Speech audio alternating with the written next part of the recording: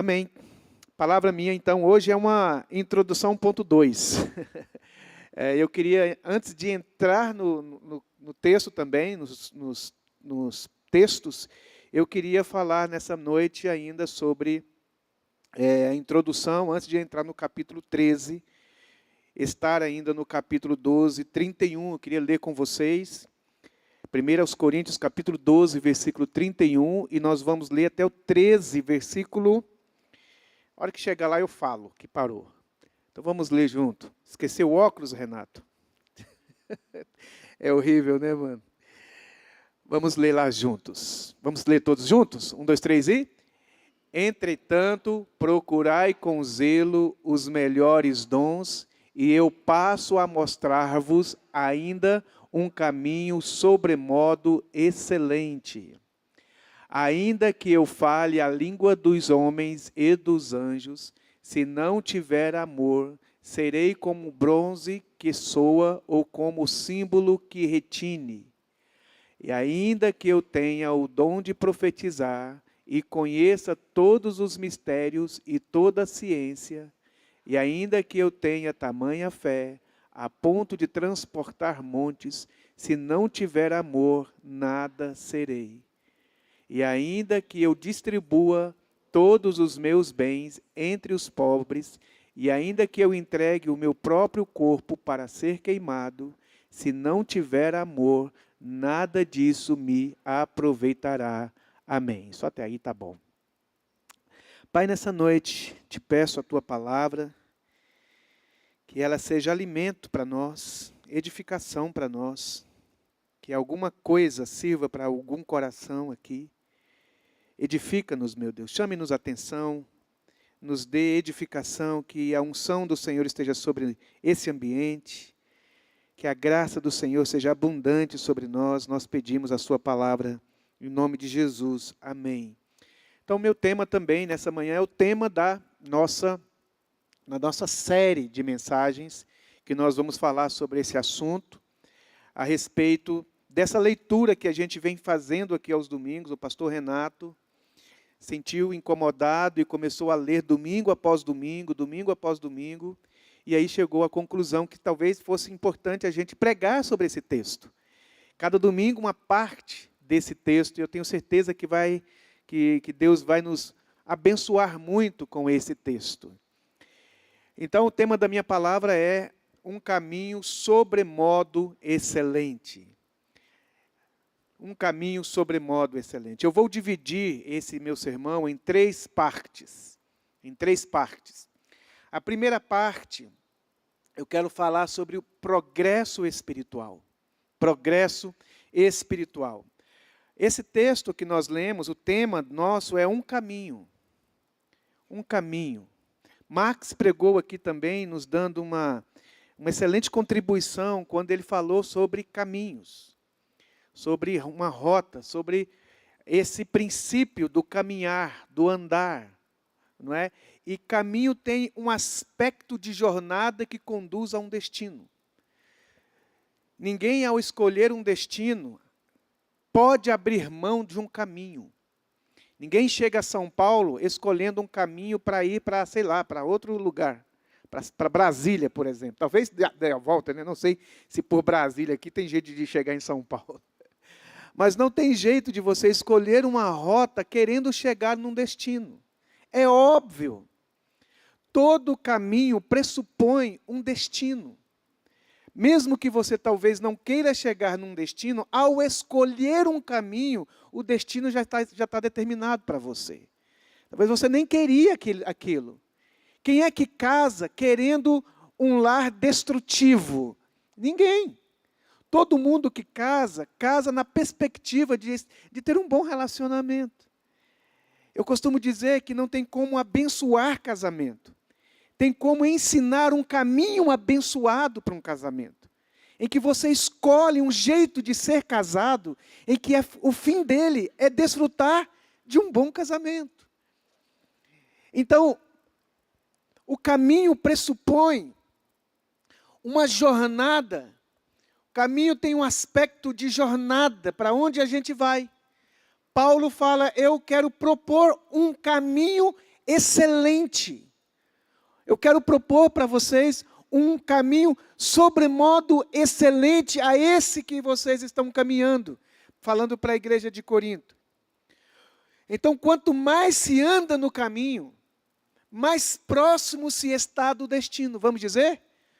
Quanto mais se anda no caminho, mais próximo se está do destino. E é óbvio, se eu parto deste lugar, à medida que eu vou caminhando para ali, mais longe vou ficando do ponto inicial e mais próximo vou chegando do meu ponto de destino. Isso é óbvio. Então, o caminho, ele tem esse aspecto de progresso. Não é estático. A vida com Deus não é estática, que você converteu e fica aqui para o resto da sua vida. Não, propõe-se um caminho. Jesus é o caminho, não é? O caminho é uma questão de que você necessita dar passos, que você precisa se envolver com aquela jornada. Você vai, você caminha, você anda. Então, quanto mais eu ando, mais distante eu estou do ponto inicial, mais distante eu estou mais próximo na direção do propósito, do caminho aonde se leva ao propósito. Paulo nos apresenta, então, este progresso da vida espiritual. Ou seja, eu preciso andar, andar e andar. Vamos dizer? Eu preciso... E quando estiver ruim? E quando você estiver triste? Sempre andar. Não pode parar, não pode voltar. A sua relação com o caminho, não importa, o pneu furou, o que tem que fazer agora? Consertar o pneu e continuar andando. A gasolina acabou, o que faz? Vai no posto, está lá, você está andando, aí de repente, alguns sinais que você tem, que está acabando a gasolina. Tem alguns carros, né, mais modernos, eu já vi, não sei se é só nos filmes, se já existem esses carros, que já apita posto, vai falando alguma coisa do tipo, né? Acende a luzinha, vai te alertando, né? A luz acende, te alertando. Você precisa tomar uma atitude, por quê? Porque o combustível está acabando. E você precisa ir até um lugar para repor as suas energias, para continuar o quê? Andando. Não pode parar. Eu ia falar para você, falar para o seu irmão. Fala para o seu irmão, não pode parar, irmão, mas é chato para caramba, eu não vou falar. Não pode parar. Tem o quê? Que caminhar. Casamento está ruim? Tem que caminhar, tem que consertar. Então, o propósito do caminho é indicar uma direção. Deus não te chamou para se converter e ficar no caminho, no sentido desse progresso. Me converti, tem 30 anos. Está do mesmo jeito, pensa do mesmo jeito, crê do mesmo jeito, fala do mesmo jeito. Está com a mesma compreensão, está no caminho. Ok, glória a Deus, é de Jesus, mas não está o quê? Crescendo. Paulo diz assim, no tempo em que deverias ser mestre, no tempo em que você está caminhando, já era para você estar ajudando os demais no caminho sobre a maturidade. Então, quero mostrar para vocês aqui alguns versículos, só para basear esse argumento de que a jornada é uma jornada de progresso. Romanos capítulo 1, 17. Aliás, Provérbios, capítulo 4, versículo 18, diz assim: mas a vereda do justo. O que é vereda, irmãos? Não é caminho? Vereda dos justos é como a luz da aurora, que vai o quê? Brilhando, brilhando, brilhando, brilhando, brilhando, até. Tem o destino. Chega-se no destino. Mas vai acontecendo. O dia vai acontecendo.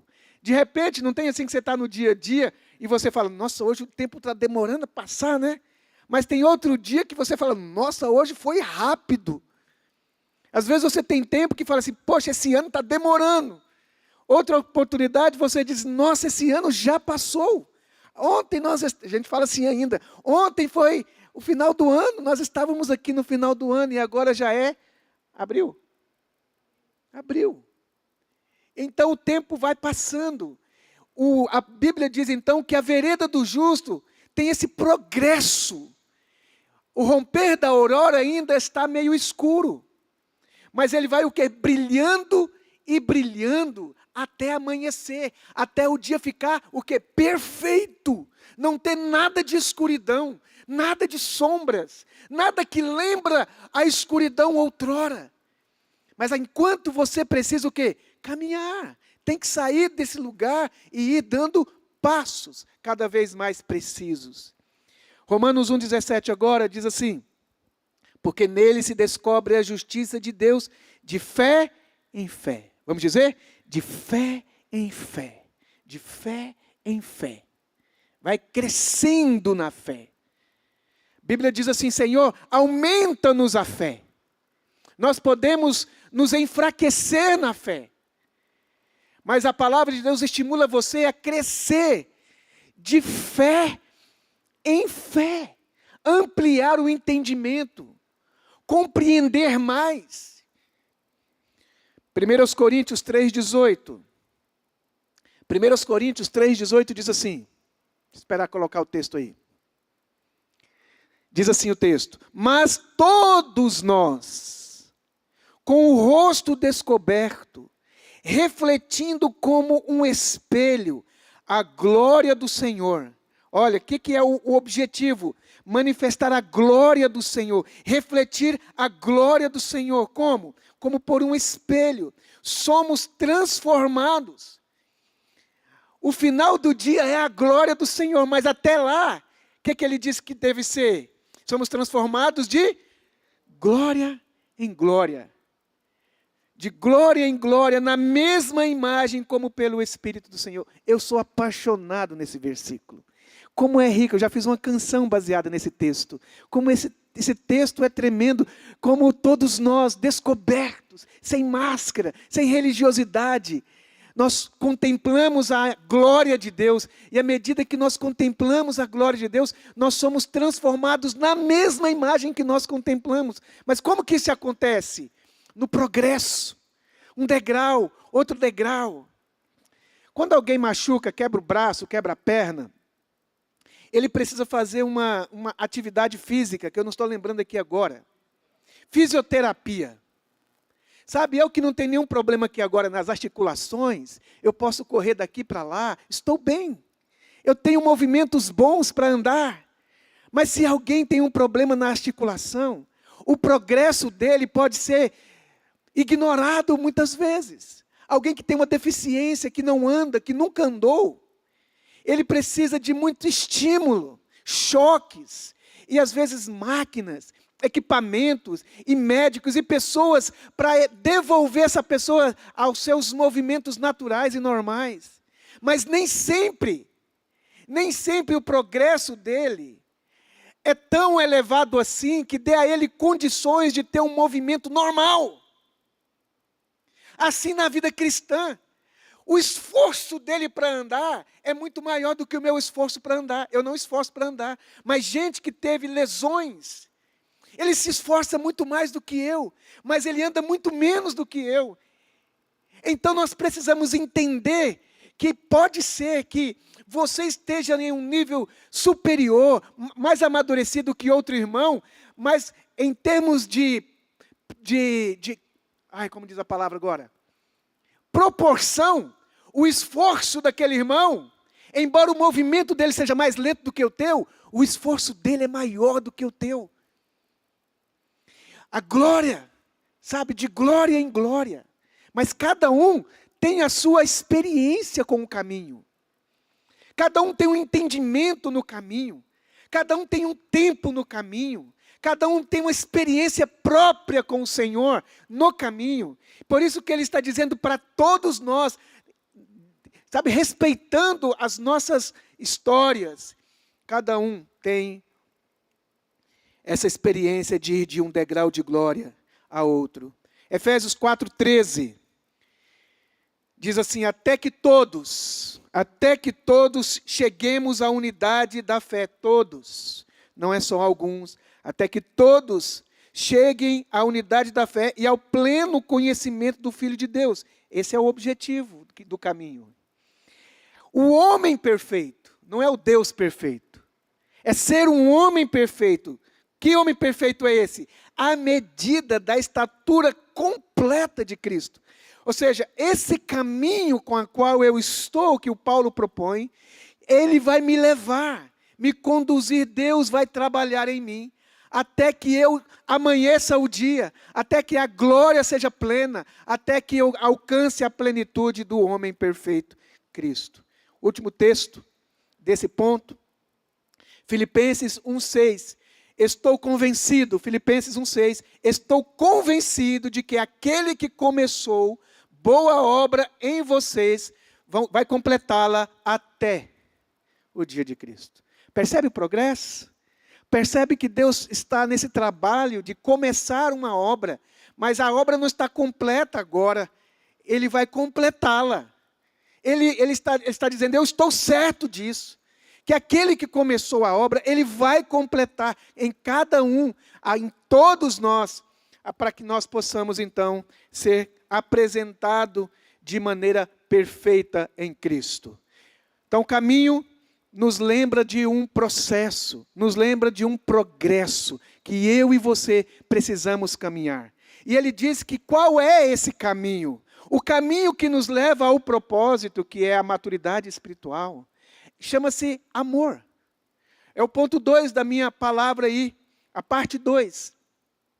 O maior de todos os mandamentos. O maior de todos os mandamentos. O amor não é um mandamento, não é uma palavra solta na Bíblia. Eu reconheço, depois de muitos anos de caminhada com Jesus no meio da igreja evangélica, conhecendo regularmente bem a igreja evangélica brasileira, eu posso dizer em meu próprio nome, não em nome da denominação, mas em meu próprio nome, Robinson, que a igreja evangélica, aos meus olhos, não aos olhos de vocês, mas aos meus olhos, o que mais captura a nossa atenção tem a ver com pureza. Tem mais a ver com questões de ordens de não fazer coisas erradas. Deixar de fazer coisas erradas. Tem mais a ver com leis morais, códigos de éticas morais. O apelo para a vida de amor é até perigoso quando a gente fala de amor, porque dá-se a entender que amor é a mesma coisa de banalidade. E de que amar para nós, a gente diz assim, olha, Deus é amor, mas parece que Deus sendo só amor, não é suficiente para produzir transformação. Porque para nós, Deus amar, uma pessoa amar muito, é a mesma coisa de esbórnia, de deixar a pessoa a fazer vida que ela queira fazer. Mas o tema amor nas Escrituras, ele é central. Quero caminhar com vocês do mesmo jeito que eu fiz aqui, no ponto 2, mostrando textos, alguns textos. Veja bem, Marcos capítulo 12, versículo 28. Para mim andar rápido, eu vou só ler esse, os outros eu vou citar, porque eu sei que os irmãos sabem que está escrito. Mas Marcos capítulo 12, Jesus é perguntado, versículo 28, Jesus é perguntado sobre qual é o maior de todos os mandamentos. Qual é o maior de todos os mandamentos? Você sabe que ali, naquela época, não existia o Novo Testamento, não existiam os livros do Novo Testamento. Paulo nem tinha se convertido ainda. Então, os mandamentos que ele conhecia eram o que estava escrito no Velho Testamento. E ele é perguntado, qual é o maior de todos os mandamentos? Jesus disse, amarás o Senhor teu Deus. Um dos mestres da lei aproximou-se e ouviu a discussão, percebendo que Jesus lhe dera uma boa resposta, perguntou-lhe, qual é o mandamento mais importante de todos? Jesus respondeu, o mais importante é este. Olha, quem está falando é Jesus. Então, ponto final. O mais importante dos mandamentos é este. E olha só, esse mandamento que Jesus está falando aí não está nos 10 mandamentos. Não está nos 10 mandamentos essa expressão que Jesus vai dizer aí. Esse texto aí vai aparecer no texto de Deuteronômio capítulo 6. Mas o que Jesus compreende é que tudo que está escrito na lei se resume nisso daí, nesse texto. Nessa expressão, o mais importante é este: ouça Israel, o Senhor nosso Deus é o único Senhor. Ame o Senhor. Esse é o principal mandamento. Ame o Senhor. O principal mandamento é ame como? Completamente. Com tudo. Ame com toda a sua alma, com todo o seu coração, com todo o seu entendimento, com toda a sua força. Ame o Senhor. Esse é o principal mandamento. Jesus disse para os seus discípulos: o meu mandamento é este. Jesus está no livro de João, a partir do capítulo 13, na sua semana final, do seu martírio. Todo mundo sabe, todo mundo é assim. Se você tiver que dar as suas últimas palavras para a sua família, sabendo que você vai morrer, você não vai falar bobeira. Você não vai falar coisas que não têm importância. Você vai dizer aquilo que é mais importante para você. E Jesus está dizendo aqui aquilo que é mais importante na relação dele com os discípulos. Ele diz assim: esse é o meu mandamento. Um novo mandamento vos dou. O quê? Amarás. Ame. O mandamento de Jesus é: ame o seu próximo, ame o seu irmão. O mandamento do Velho Testamento: amarás o Senhor teu Deus. Mandamento de Jesus: ame o seu irmão. Talvez você pense assim: mas esse mandamento é menos importante do que o outro. Não, para Jesus, os dois estão cunhados numa coisa só. Porque 1 João vai dizer assim: você não pode amar a Deus a quem você não vê, se você não amar o seu irmão a quem você vê. Então a prova de que você ama a Deus é se você ama o seu irmão. Então esse versículo com o outro lá está misturado, é a mesma coisa. Sabe o que é o fruto do Espírito Santo? Olha, no Velho Testamento o Pai, ali nos Evangelhos Jesus falando: ame o seu irmão.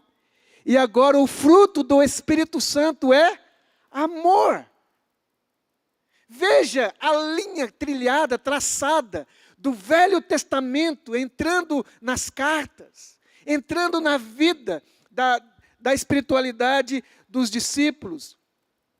Os dons do Espírito Santo, o apóstolo Paulo diz que os dons do Espírito Santo devem ser operados pelo amor. Não se pode operar os frutos, os dons do Espírito Santo sem amor. A igreja só tem legitimidade de agradar a Deus se ela amar. Pastor Renato pregou sobre a igreja de 1 Coríntios, dizendo que eles eram muito bons nos dons, muito mal no caráter, muito mal no amor. E eu me lembrei da igreja de Éfeso, no livro do Apocalipse. Muito bem na ortodoxia, muito bons na doutrina, muito bons no caráter. São, sinceros. Eles declaram que não são convertidos aqueles que se dizem ser. Eles não aceitam um apostolado de mentira. Eles são ordeiros, eles são organizados, eles são zelosos dos mandamentos, eles obedecem. Parece que não há nada de errado do lado de fora, olhando para a igreja de Éfeso no livro do Apocalipse. Mas Jesus diz assim: eu tenho contra ti. Olha, a Bíblia diz que Deus é por nós, mas ali ele está dizendo: eu tenho contra ti, que você abandonou o seu primeiro amor. Aconselho-te que te arrependas e volte às primeiras obras. Do contrário, eu removerei o seu castiçal. Eu não sei se essa remover o castiçal está ligada à igreja de Éfeso. Depois os irmãos que estão aí, olha para mim, por favor. Mas olha, a experiência do amor de Deus não aceita como uma igreja legítima só porque ela tem uma doutrina boa, uma atitude moral aprovada. Do mesmo jeito que Deus reprovou a igreja de 1 Coríntios, por causa da sua devassidão carnal, ele está rejeitando a atitude de uma igreja que é obediente, que é sincera, mas que não ama. Você também é assim. Não adianta você ter um marido que leva comida para casa, trabalhador, honesto, sincero, que não trai, mas não te ama. Não gosta de ficar perto de você, não gosta de te beijar, não gosta de segurar sua mão. Você sai andando, ele vai na frente e deixa para trás. Não é generoso com você. Ou uma esposa organizada, fiel, não trai você, arruma tudo para você, sabe? Ele tem atitude de esposa, é uma boa mãe, é uma pessoa organizada em casa, com a vida, te ajuda na lide, trabalha junto com você, mas não gosta que você encosta nela, não gosta de ser beijada por você. Ninguém aceita uma relação fiel, sem amor. Por isso o texto está dizendo, ainda que eu entregue o meu corpo para ser queimado, como um sinal da minha lealdade a Jesus, se eu não tiver amor, nada disso se aproveitará. Percebe então que o amor não é um tema comum na vida da igreja, é o tema da igreja, é a doutrina principal da igreja, é a disciplina mais difícil de praticar, que é amar. É fácil não adulterar, mas é difícil amar. É fácil deixar de beber, mas é difícil amar. Amar quem me persegue, amar meu inimigo, amar quem me faz o mal. É muito difícil amar, por isso, sabendo que essa é a tarefa mais complicada que nós temos, para convivermos no reino de Deus, só é possível se você amar, porque então você não vai conseguir, porque o reino de Deus é um reino de amor. Quem não ama, disse João, não conhece a Deus, porque Deus é amor. Último lugar, conversões.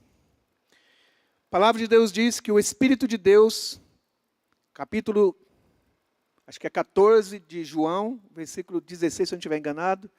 Esqueci de colocar o texto aqui, veja se é 14, 6 ou 16 de João. Diz que o Espírito de Deus viria, é o capítulo 16, 6 eu acho. Que o Espírito de Deus, Jesus diz, é necessário que eu vá, porque se eu não for, o Espírito Santo não virá. E quando ele vier, ele convencerá. Vamos dizer essa expressão? Convencerá. A conversão, ela é fruto do convencimento. Você só muda de ideia se você for convencido por uma outra ideia. Você só muda de pensamento se você for convencido por um outro pensamento que supera o seu pensamento. Ou seja, o que eu estou dizendo para você é que o próximo degrau a ser dado na maturidade só será dado se vier um outro convencimento a respeito desse entendimento que você tem agora. E o próximo precisa te levar a um outro. Então a tarefa do Espírito Santo é ir nos convencendo para que a gente vá se convertendo. Porque se o propósito é eu me alinhar a Jesus, que é o padrão, se o dia perfeito é Jesus, então eu preciso sendo convencido dia a dia pelo Espírito Santo, nas minhas lógicas, nos meus argumentos, nos meus raciocínios, nas minhas crenças. E assim então, à medida que eu vou sendo convencido, eu vou me convertendo, e isso também faz com que algumas coisas vão sendo desconstruídas. Não é que o Paulo fala? Deixando as coisas que para trás ficam, eu avanço para aquelas que estão diante de mim. Então, para que eu avance para aquelas que estão diante de mim, eu preciso ser convencido a abandonar esse antigo entendimento. Quando você aprendeu a ler A, E, I, O, U. Era tudo que você sabia. Agora imagine que você vai para a vida com essa compreensão. Mas A, E, I, O, U não é ler? É. Mas é tudo? Não. Tem coisas muito melhores, muito profundas, muito maiores do que você aprender a letra A, E, I, O, U, as vogais. Aí depois que você aprende a ler, você aprendeu tudo. Eu estou indo para a faculdade. Meu Deus do céu. Jesus, né? Tem até aquela propaganda, aquele cara lá, fazendo lá um discurso lá, um humorista, dizendo que quando as contas eram número com número, era legal, mas agora colocou o X. Aí eu descobri que não tem só X, não. Tem Q, tem K, tem H, tem não sei o que, tem um punhado de alfabeto lá dentro dos números, que é igual ao resultado lá que ele coloca do lado. Olha, K vezes Y, não sei o quê, mas a barra aqui que sabe, nem sei falar. É igual a 252. Aí é o seguinte, o cara me dá uma lista de conta que começa dali, vai até o final, e o resultado é 1, é 0. Meu Deus! Quando eu comecei era 1 mais 1 é 2. E eu custei aprender. Aí você pensa que a sua vida cristã, só isso que você aprendeu aqui. Aí você fica 15 anos aqui. E quando alguém que está aqui fala com você, você escandaliza, porque você pensa que o seu mundo, que a vida espiritual é isso daqui. Foi por isso que o apóstolo Paulo foi tido na sua época como um herege. Porque ele falou coisas que o apóstolo Pedro não sabia. O apóstolo Pedro diz assim, aquilo que o nosso irmão Paulo fala é difícil de entender. Mas se você não se permitir ser desbloqueado, não é de Pablo Marçal não, pelo amor de Deus. Mas se nós não aprendermos, veja Jesus, irmão. Livra, né? Livra-me. Mas sabe, veja Jesus, o quanto que Jesus não foi aceito por causa daquilo que ele falou. A conversão, então, é essa ação do Espírito Santo de te converter. E eu queria fechar minha palavra aqui dizendo que o Espírito Santo quer te convencer sobre o amor em três pessoas. Em 3 pessoas. Primeiro, o Espírito Santo quer te convencer que esse primeiro mandamento, o maior deles, não te prejudica. Que amar a Deus sobre todas as coisas. Que amar a Deus com todo o seu entendimento. Que amar a Deus com toda a sua alma. Que amar a Deus com todo o teu coração não é demais para Deus. Não é dar amor demais para Deus. Que quando Jesus chega e diz para aqueles discípulos, aquele moço, Ricardo, aquele judeu parecido, não, eu acho que Jesus não era tão bonito quanto esse irmão aqui. Mas ele era um homem judeu ali, talvez de 1 metro e alguma coisa, vestindo as mesmas roupas daqueles homens, as mesmas sandálias, os mesmos cheiros. As pessoas sabiam que ele era filho da Dona Maria do seu Zé.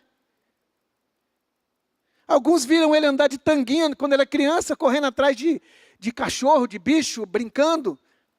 Agora aquele homem chega diante de uma multidão, de alguns discípulos, e diz, se você não me amar, mais do que você ama a sua mulher, mais do que você ama seu filho, e mais do que você ama a sua própria vida, você não pode amar, você não pode ser meu discípulo. O que ele está falando? Se você não me amar com todo o seu coração, com toda a sua força, com tudo que você é, você não pode ser meu discípulo.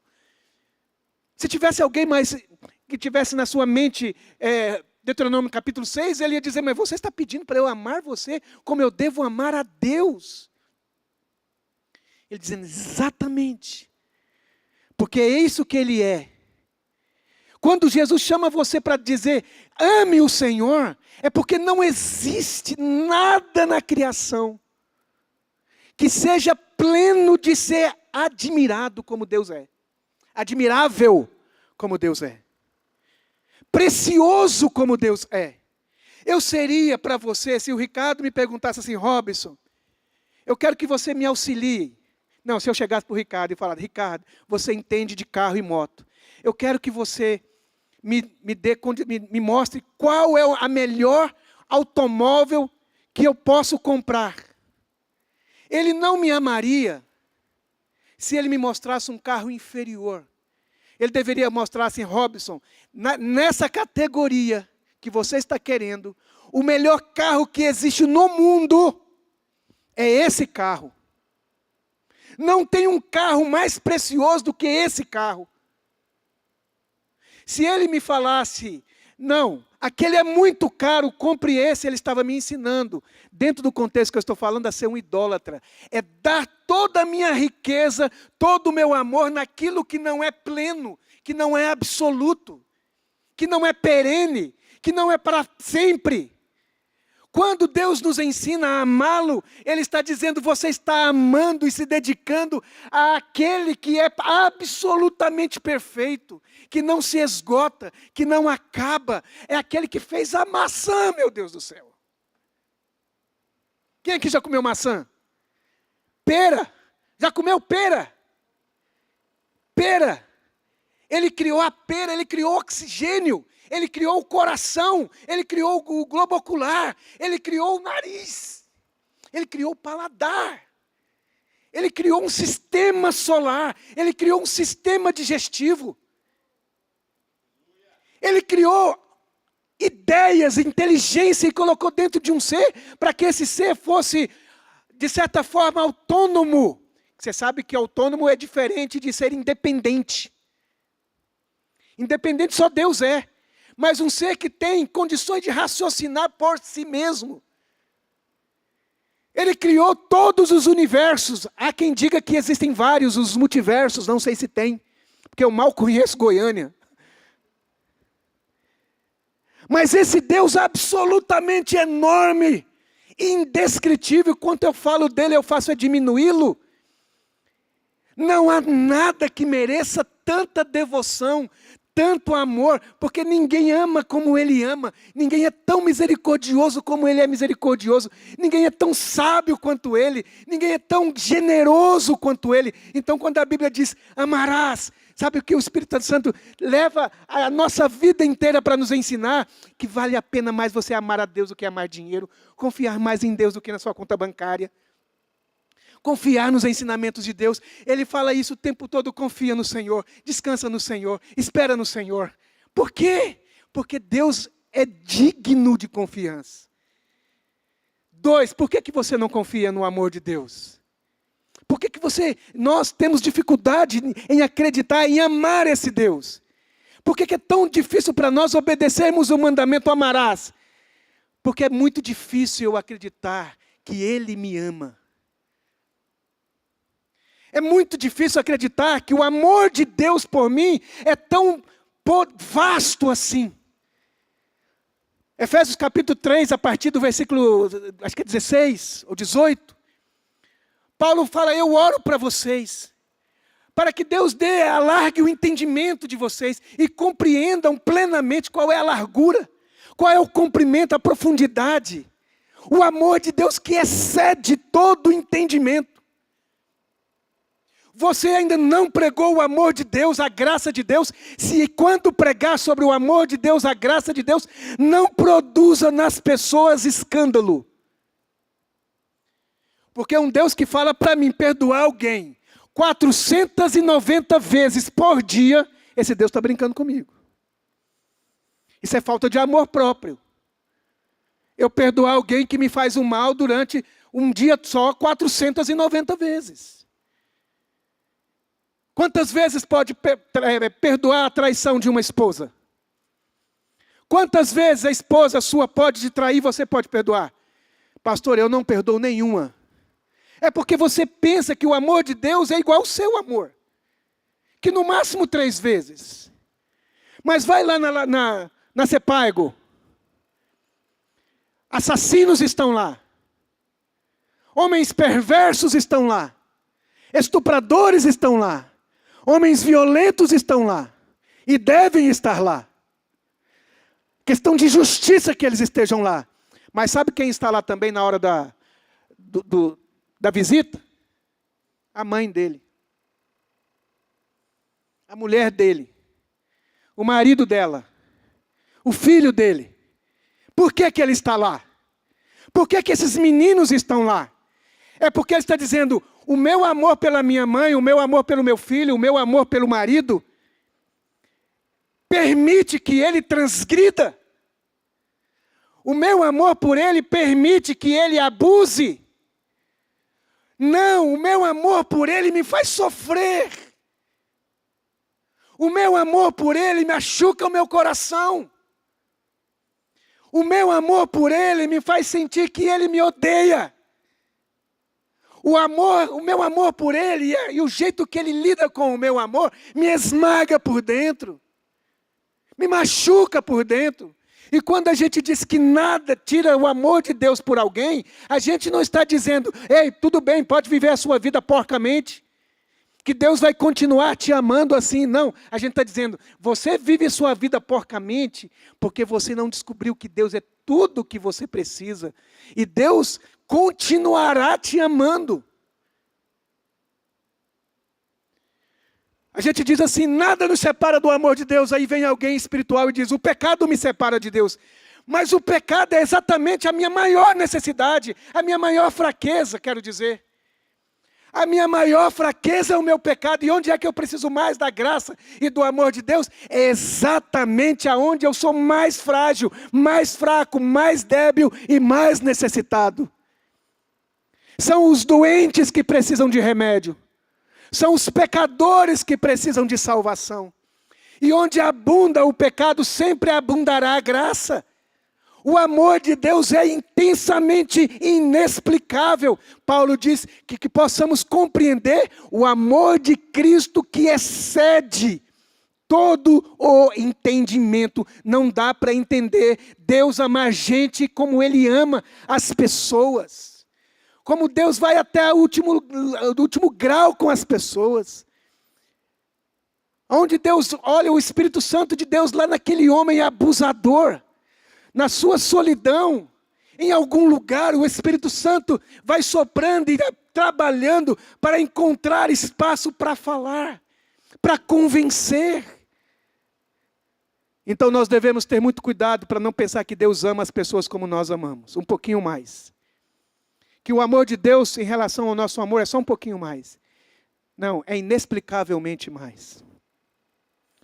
Porque se Deus não nos amar e não for rico de misericórdia para com todos nós aqui, ninguém se escapa. Nenhum de nós escapa. Porque ninguém de nós aqui ama a Deus de todo o coração, com todo o entendimento, com toda a força. Ninguém ama a Deus o tempo todo. Nós temos momentos de declínios. Por isso o Evangelho, o caminho proposto por apóstolo João, por apóstolo Paulo, é um caminho sobremodo. Não é só um caminho melhor, é sobremodo excelente. O que me leva para a maturidade espiritual é o caminho. O que é o caminho? É o amor. É o amor. Terceiro, eu disse que Deus, o Espírito Santo, quer nos convencer sobre amar a Deus. Nos convencer que o amor de Deus é absurdo. Irmão, é absurdo o amor de Deus. É quase um amor baseado em música sertaneja. É amar quem não ama Ele. É ir de novo bater na porta de quem fechou a porta para Ele. De quem disse não para Ele. Porque o problema ali dessa relação não é de Deus que não ama. É do outro que não ama. E o Espírito Santo vai vir. Para quê? Para trabalhar aí. Nesse lugar. De convencer. De convencer. E convencer a gente, irmãos, é muito difícil.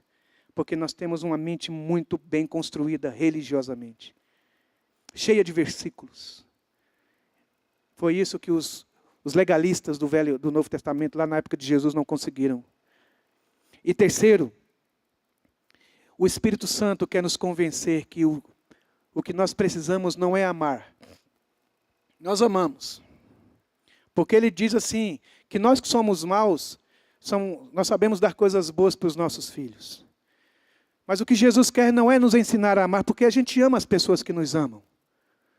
Nós amamos. Nós amamos os nossos pais, nós amamos os nossos filhos. Mas o alvo do Espírito Santo é fazer você amar como? Quero ler esse texto com vocês, 3 versículos com vocês para terminar. João capítulo 15, versículo 9. Não vou explicar, só vou ler. Como o Pai me amou. Como é que Ele vai amar os discípulos? Pode ler? Também eu vos amei. Como é que Jesus amou os discípulos? Com o amor com o qual o Pai amou Ele. Eu amo vocês com o amor que o Pai me amou. Eu não amo só vocês. Eu amo vocês com o amor com o qual eu sou amado. Sabe como que você ama as pessoas? Com o amor que você se sente amado. Com o amor que você conhece. Se você foi pouco amado, você pouco amará. Foi o que Jesus disse para aquela mulher: quem muito se perdoa, muito se ama. Mas se você não tem muito a ser perdoado, você não sabe o que é precisar de perdão. Se você não tem consciência da sua miserabilidade, você não vai ter consciência do tanto de amor que foi dado. Então, um filho não entende o tamanho do amor do pai até que ele se torna pai. Jesus diz: eu amo vocês com o amor com o qual eu fui amado. Permaneça no meu amor. Qual amor? No amor que o Pai tem por mim. E esse amor que eu tenho por vocês é essa qualidade do amor do meu Pai. Eu vou amar vocês com o amor do meu Pai. Por isso que ele foi para a cruz. Capítulo 17, 26. E lhes fiz conhecer o teu nome, e ainda o farei conhecer. Para quê? A fim de que o amor com que me amastes estejam neles e eu esteja neles também. E eu neles esteja. Que tipo de amor que nós devemos amar? É o amor com o qual Jesus foi amado. A fim de que o amor não é a obediência, a santidade. Tudo isso é fruto do amor. Porque santidade sem amor, irmãos, é só puritanismo. Tem muitas religiões muito mais puritanas do que nós. Mas o que ele está dizendo que deve reger a minha relação de santidade é a minha consciência de quanto eu fui amado. Eu falei: eu não posso fazer mal a quem eu amo. Minha esposa nessa manhã disse assim: você precisa me tratar com mais carinho. Eu falei: não, mas eu não te trato mal. Mas se alguém está dizendo que está falando que não está se sentindo sendo tratada com carinho, se eu a amo, eu vou rever o meu tratamento. Porque quem ama não quer fazer mal a ninguém. Quem ama não adultera, meu irmão. Quem ama não rouba. Quem ama não mata. Quem ama não assassina. Quem ama não faz o mal. Mas só não fazer o mal sem amor é o caso da igreja de Éfeso. Eu não te traio, não me trai, mas não me beija, querida. Você não me dá um cheiro no cangote daqueles assim bem gostoso. Você não deixa eu deitar no seu colo. Você não deixa eu beijar sua boca. Eu não quero só jantar na hora certa. Eu não quero um marido que traga comida e sustenta a minha casa. Eu quero um homem que me ame, que me deseje, que me faça sentir a pessoa mais importante para a vida dela. Não é só um filho obediente, é um filho que gosta de mim. Não é só essa coisa de ser bonzinho.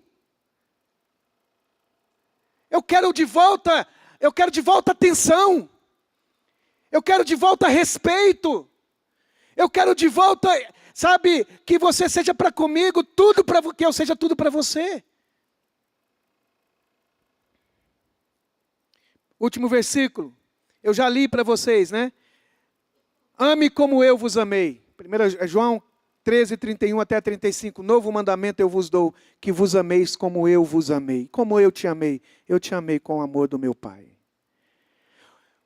A meta da igreja é dificílima. É impossível. Nós não damos conta disso. Isso é mais fácil. É mais fácil obedecer os 10 mandamentos do que obedecer esses aqui. É mais fácil buscar obedecer o Velho Testamento do que obedecer um Novo Testamento. só é possível se nós formos cheios do Espírito Santo. Porque o amor de Deus é derramado em nossos corações. O amor de quem? O amor de Deus é derramado em nossos corações pelo Espírito Santo que Ele nos deu. Só é possível amar e praticar o amor cheios do Espírito Santo. E cheios do Espírito Santo é uma outra matéria, um outro domingo, um outro dia, porque a gente pensa que encher do Espírito Santo é eu fazer uma coisa para mim mesmo. É como que... Não, ser cheio do Espírito Santo é mais um soprar sobre os outros do que um sugar de espírito de ar sobre mim. Espírito é pneuma. Pneuma é ar, é vento. Sugar o vento para dentro, buscar Deus, orar no meu devocional faz parte, mas mais importante é o que Efésios fala, como é que é ser cheio do Espírito Santo. Falando entre vós. Por isso é importante, vida de comunidade, estar entre os irmãos, porque é uma maneira que nós nos enchemos do Espírito Santo para nos estimular às boas obras. É que enquanto a gente canta uma canção, o Espírito Santo, usando os irmãos aqui que toca, que ministra, que canta canções, o Espírito Santo vai nos envolvendo e vai nos convencendo, perdoa sua mãe, seja mais carinhoso com a sua esposa, seja mais comprometido com a minha obra, conversa lá com a sua colega de trabalho, trabalhe melhor na sua empresa, cuidado com... O Espírito Santo vai energizando a gente, nos convencendo. Sem isso, irmãos, nós vamos montar aqui uma sociedade de boas pessoas, de pessoas puritanas, que não bebe, que não fuma, que não xinga, que não trai, que não falta culto. Mas isso é uma ONG. Isso é um grêmio. Igreja não é isso. Igreja é reunião de gente que ama a Deus, que sabe que é amado por Deus e que ama a todos que estão perto dele com o amor com o qual ele foi amado. Seja a graça de Deus sobre nós, que o Senhor tenha misericórdia de nós e nos ensine a caminhar nesse caminho sobremodo excelente. Vamos ficar de pé.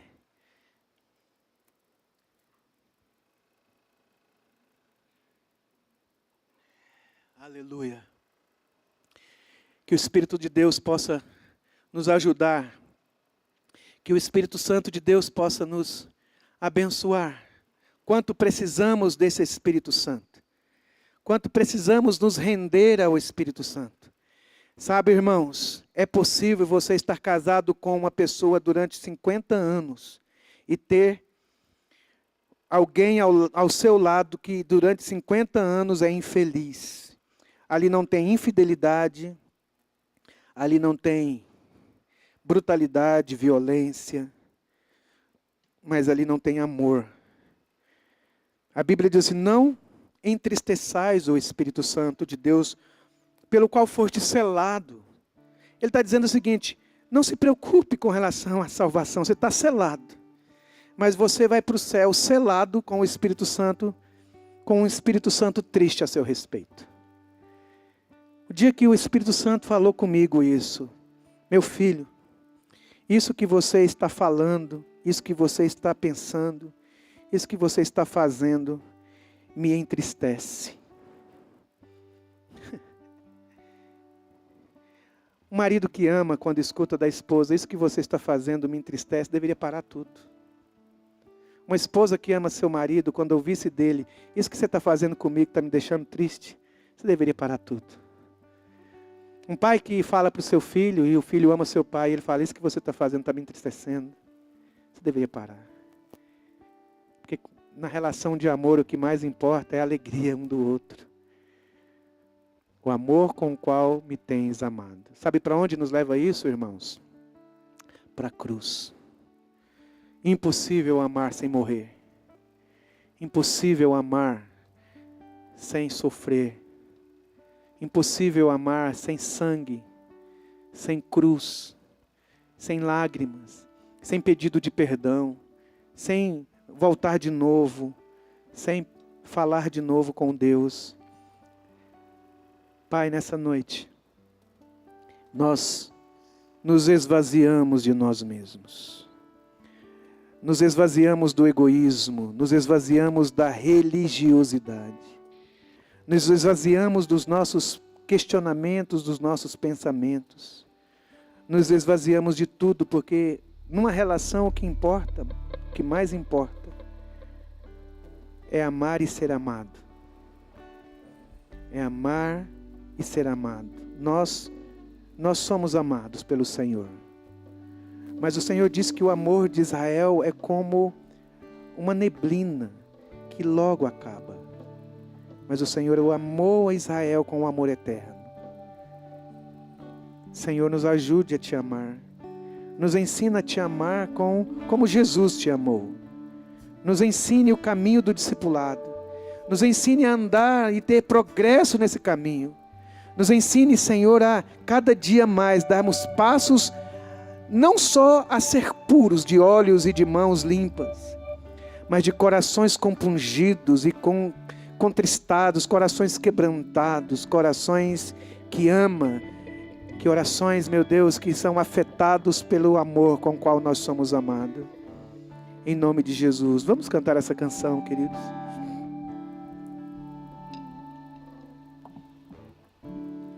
Oh, aleluia. Derrame seu coração na presença do Senhor. Derrame a sua vida. Eu quero me esvaziar da religiosidade. Eu quero me esvaziar. Ó Deus, ó Deus, ó Deus, ó Deus. Eu quero me esvaziar de todos os meus títulos e de tudo que me afasta de ti, Jesus.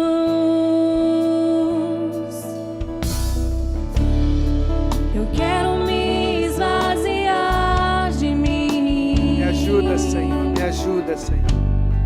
Eu quero me esvaziar das dores e desilusões.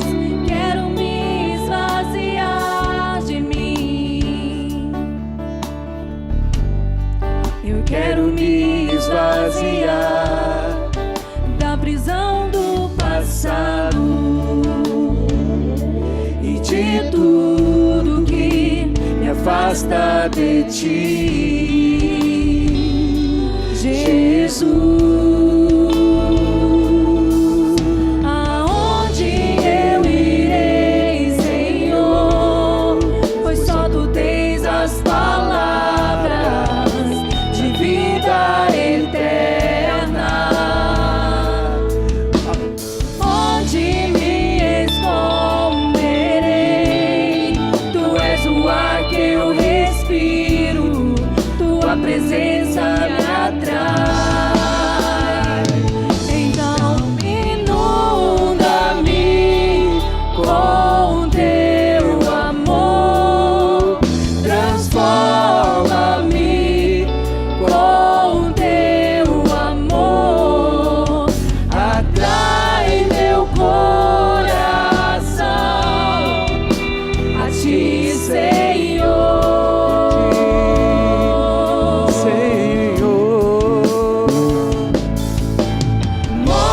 Move-me com teu amor. Aleluia. Aleluia, Senhor. Faça isso conosco, meu Deus. Nos ensine, Senhor. Nos ensine, Senhor. Que teu Espírito Santo, ó Deus, trabalhe em nós. Teu Espírito Santo possa agir em nós, meu Deus. Queremos nos render. Oh, Senhor, inunda, Senhor, essa comunidade. Inunda-nos com o seu amor. Oh, Espírito de Deus, teu amor atrai meu coração a ti, Senhor.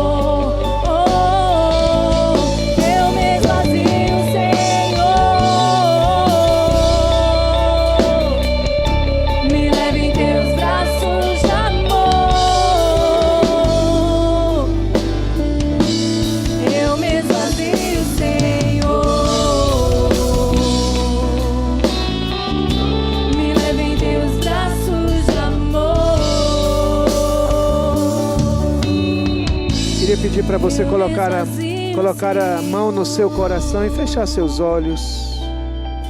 Fecha seus olhos, coloca a mão no seu coração. Queria te falar de todo o meu coração nessa noite, meu irmão. Minha irmã, meu irmão querido, minha irmã querida. De todo o meu coração, com todo o desejo de sinceridade, todo o desejo de pureza no meu coração, quero te falar em nome de Jesus, que Deus ama você eternamente, que não há nada que você possa fazer, que possa distrair o amor de Deus intenso por você. Mas isto não significa que Deus aprova a sua vida.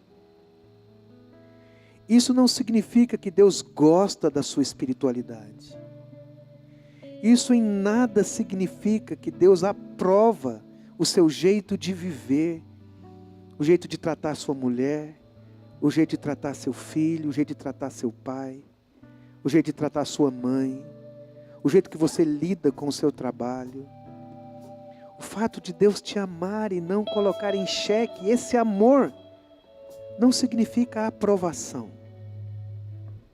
Significa que Ele te sustenta e tem misericórdia de você. E está trabalhando arduamente todo o tempo, todos os dias, para convencer você. Porque se Ele te convencer e em você se convertendo, Ele cura você. Ele transforma você. Ele muda você. Sinceramente, meu irmão, Deus pouco se dá para a sua religião. O que Ele quer é uma relação comunitária de amor, em que Ele é amado por você. Você confia no amor dEle por você. E você ama a todos com o amor com o qual Ele te ama. Deus ama você, a cada homem, a cada mulher desse planeta Terra. Mas isso não significa que Ele está aprovando tudo. Mas também não significa que Ele está abandonando as pessoas que o traem. Que Ele está abandonando as pessoas que o machucam. Que Ele está abandonando e rejeitando as pessoas que pecam terrivelmente contra Ele. Significa que Deus estava na cruz reconciliando consigo o mundo, não imputando aos homens as suas transgressões e nos dando a palavra da reconciliação. Portanto, em nome de Jesus, nós dizemos a todos os homens: reconciliem com Deus, porque Deus já reconciliou com você.